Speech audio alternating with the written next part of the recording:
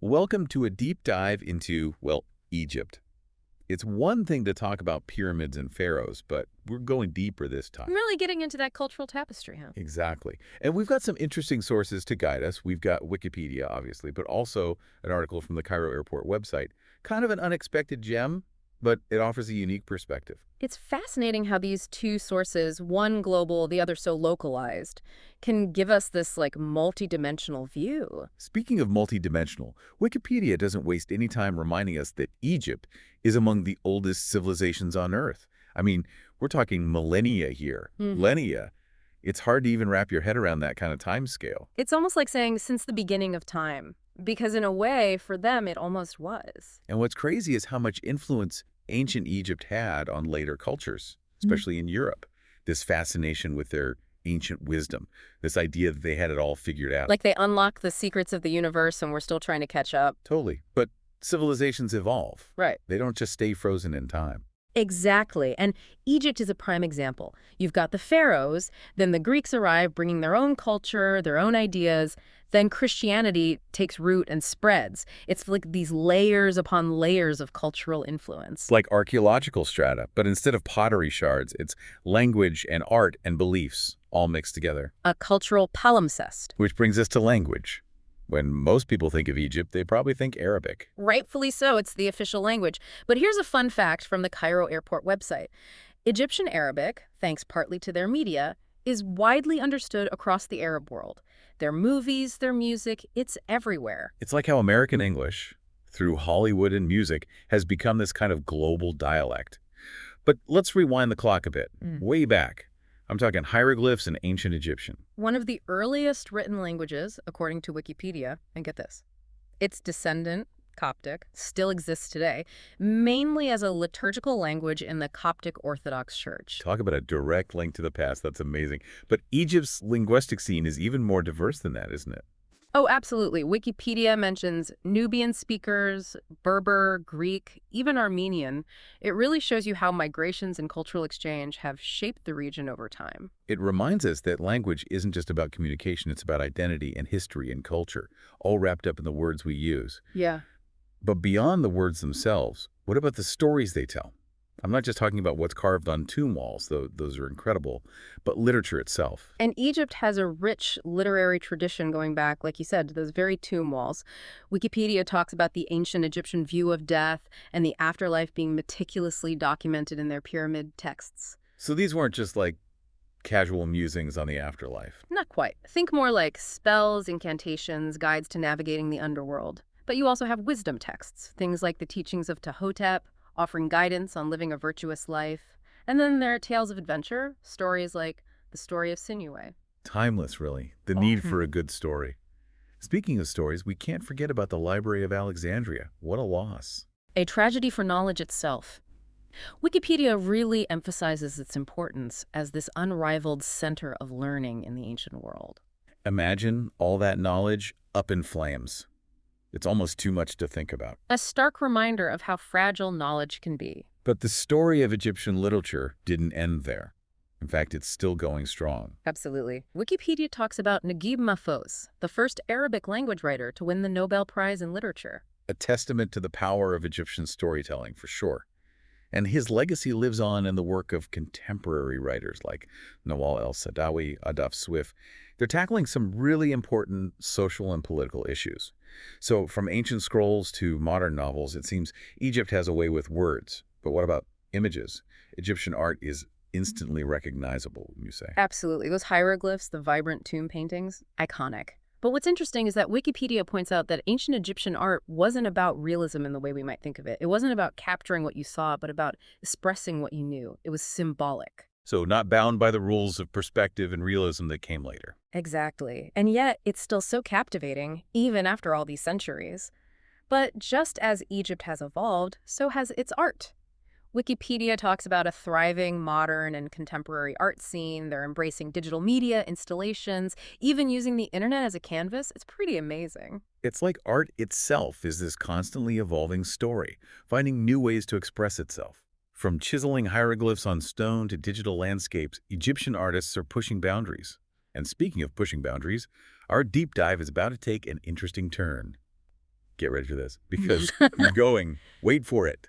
Scientific. Ah, yes. It's easy to focus on the pharaohs and the monuments, but Egypt has a pretty incredible history of scientific innovation, and it starts with one name, Imhotep. Architect, physician, maybe even the first person to use columns in architecture. Oh. The original Renaissance man, you could say. This guy did it all, huh? I'm starting to think he had a time turner stashed away somewhere. He was certainly ahead of his time. Wikipedia even mentions the Edwin Smith Papyrus, the oldest known medical document, and it's attributed to him. Wow. I mean, you have to wonder what else is out there, waiting to be rediscovered. But this spirit of discovery didn't end with Imhotep, did it? Not at all. During the Ptolemaic era, with Alexandria as this hub of knowledge, we see advancements in mathematics, astronomy, geography. Wikipedia highlights the contributions of Ptolemy, whose work was hugely influential for centuries. So we're talking Ptolemy, the scholar who mapped the heavens and the earth. That's the one. His geography was revolutionary, and his Almagest, which presented a geocentric model of the universe, was the accepted view for over 1,400 years. 1,400 years. Talk about an impact.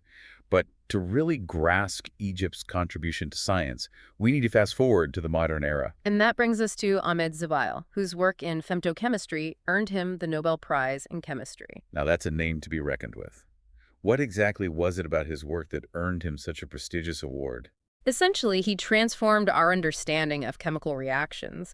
He used lasers to study them as they happened in real time at the atomic and molecular level. We're talking femtoseconds, a billionth of a second.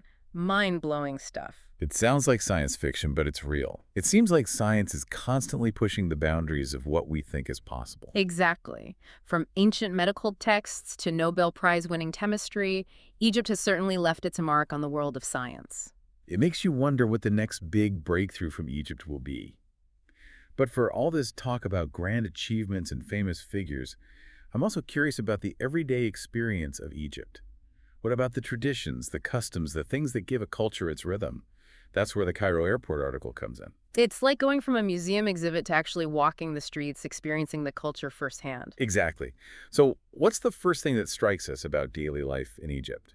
Well, the Cairo Airport website, it really zeroes in on something that's kind of at the core of Egyptian culture, family. We're not just talking immediate family here, are we? Not at all. We're talking extended family, aunts, uncles, cousins, the whole network. It's this really strong sense of family that influences a lot of things in Egyptian society. So it's like this built-in support system. Exactly. And it creates a culture of hospitality, a sense of looking out for one another. In fact, the website even suggests that this contributes to Egypt being a safe place for travelers, even for women traveling alone. That's good to hear. I mean, safety is always a concern no matter where you go. But speaking of women in Egypt, the website also touches on the practice of women wearing headscarves.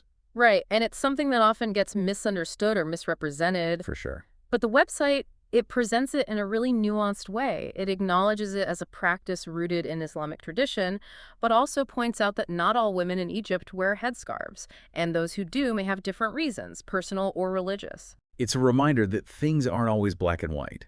There are shades of gray, different interpretations, individual choices within a larger cultural context. And speaking of different interpretations, get this. Egyptians navigate 3 different calendar systems. 3. Can you imagine? According to the Cairo Airport website, they've got the Western Gregorian calendar, obviously, but also the Islamic lunar calendar, which is used for religious observances. Right. And then there's the Coptic calendar, which is mainly followed by Coptic Christians, but also plays a role in things like agriculture. Talk about a scheduling nightmare. Right. But it also says something about their ability to balance different perspectives and traditions. To juggle, like multiple layers of time and culture simultaneously. Pretty amazing when you think about it. And speaking of ancient and modern, this whole conversation about calendars and customs makes me want to experience Egypt even more. Like, what about the music? What's the soundtrack to this cultural tapestry we've been exploring? Both Wikipedia and the Cairo Airport website, they give us some really interesting insights into that. Wikipedia takes us back to ancient times, mentioning instruments like harps, flutes, and lyres, kind of similar to the ancient Greek instrument. They even had instruments unique to their culture, like the knee flute and the oud, a stringed instrument that's like an ancestor to the lute. It's amazing how some instruments just seem to transcend time. I know, it's like this thread connecting us to the past, like we're hearing the same melodies, the same human emotions expressed through music, even after thousands of years. It's almost like a form of time travel, isn't it? But what about the here and now? Does modern Egyptian music still carry echoes of those ancient sounds? It does, but it also embraces the contemporary. Wikipedia mentions modern pop stars like Amr Diab and Tamer Hosni, who are huge in the Arab world. And then there's belly dancing, which has those ancient roots, but is still so popular today. It's fascinating how these art forms can evolve, but still retain that connection to their origins. Speaking of things that have stood the test of time, what about the food? I'm hoping for a bit more variety than your standard airplane meal here. Oh, you're in for a treat. Egyptian cuisine is incredible. The Cairo airport website does not hold back. They really paint a delicious picture. Okay, I'm ready. Hit me with the culinary highlights. Okay, imagine this. Kushari, which is this hearty dish with rice, lentils, pasta, all mixed together with this amazing spicy tomato sauce. Okay, you had me a spicy tomato sauce. Right. Then there's molokia, which is a stew made with jute leaves, a flavor that's very unique to Egypt. That sounds really different. I love trying new flavors. And of course, we can't forget about their kebabs, perfectly seasoned, cooked to perfection. It's pure culinary heaven. It all sounds amazing, but I have a feeling we're just scratching the surface here, right? Oh, absolutely. We haven't even talked about the classics. Full Madams, which is this flavorful fava bean stew, or tamamea, which is what we know as falafel, those delicious little chickpea fritters. These dishes are like woven into the fabric of daily life there. It's like this culinary time capsule, taking you back through generations of flavor. So we've covered the sounds and the tastes of Egypt. What about the sights? What about their clothing and fashion? What should we expect there? Just like their language and their music, it's a real blend of influences. The Cairo airport website talks about the jilbab, which is a more traditional garment, but they also point out that there are regional variations, different styles in different areas. Plus, you've got influences from Nubian traditions, Bedouin culture, and even from rural areas all coming together. It's like this visual representation of their history, isn't it? All these different threads coming together to create something unique. Speaking of history and tradition, no exploration of Egypt would be complete without talking about religion. Both our sources emphasize the importance of religious understanding and respect, especially for visitors. Definitely. The Cairo airport website even gives some practical advice, like reminding people that mosques and churches, they're places of worship. Taking off your shoes before entering a mosque is customary, and for women, covering their heads is a sign of respect. It's about being mindful, respectful of those traditions and beliefs, even if they're different from our own. But beyond just the practicalities, I'm curious to delve a bit deeper into the religious landscape of Egypt. We touched on the Coptic Christian community earlier, but what about Egypt's Islamic heritage? What insights does Wikipedia offer on that front? Wikipedia really brings it to life, highlighting these architectural wonders that really showcase Egypt's Islamic past. Places like Mews Street and Al Azhar Street in Cairo, they're like open-air museums filled with mosques and madrasas, these Islamic schools of learning, some dating back centuries. It's amazing. I can only imagine. It's like stepping back in time. Exactly. And then there's Ramadan. Both Wikipedia and the Cairo airport website talk about its significance in Islam. It's not just about fasting, it's about spiritual reflection, increased prayer, charity, and strengthening those bonds with loved ones. It sounds like a really transformative time, a time for introspection, for connecting with something larger than yourself. Absolutely. And while Islam might be the dominant faith in Egypt, it's important to remember the Coptic Christian community, which, as Wikipedia reminds us, has incredibly deep roots in the region. Their story is pretty amazing when you think about it. They were among the first to embrace Christianity, and their faith has endured through so much. It's a testament to their resilience. And speaking of their legacy, Wikipedia also talks about all these monasteries scattered throughout Egypt, some believed to be situated along the same path the Holy Family took on their journey through the region. These places must hold so much history, so much faith.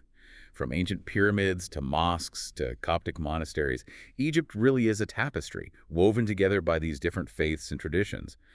But as much as we've been immersed in the past, I'm also curious about the present and even the future. How does a nation with such a long and complex history navigate the 21st century? That's the million-dollar question, isn't it? Luckily, both our sources offer some clues. So what does modern Egypt look like? How does it reconcile this ancient legacy with the demands of a rapidly changing world? Well, the Cairo airport website, they use this phrase, a tapestry of contrasts, and it really gets to the heart of it. So, like, how does that actually play out? What's it like to be there, experiencing that mix of old and new? Imagine this. You're walking down a street, modern buildings everywhere, the city buzzing around you, and then right there amidst the skyscrapers, you see an ancient mosque.